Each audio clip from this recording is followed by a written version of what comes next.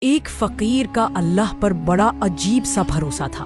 وہ شہر کے دروازے پر بیٹھا لوگوں سے کہتا رہتا کہ جسے اللہ رزق دینا چاہے بند دروازے بھی اسے روک نہیں سکتے۔ اتنے میں بادشاہ کا ایک سپاہی گزرا اور غصے سے بولا کہ اگر اتنا ہی بھروسہ ہے تو کل بادشاہ کے سامنے مانگ کر دکھانا۔ فقیر ہنس کر بولا کہ میں بادشاہ سے نہیں، سب کے رب سے مانگتا ہوں۔ سپاہی نے جا کر یہ بات بادشاہ کو بتا دی۔ بادشاہ نے فوراً حکم دیا کہ فقیر کو صبح دربار میں حاضر کیا جائے۔ اگلے دن فقیر بادشاہ کے سامنے کھڑا تھا۔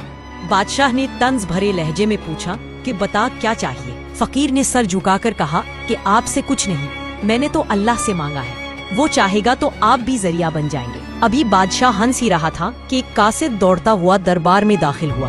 اس کے ہاتھ میں چمکتا ہوا فرمان تھا۔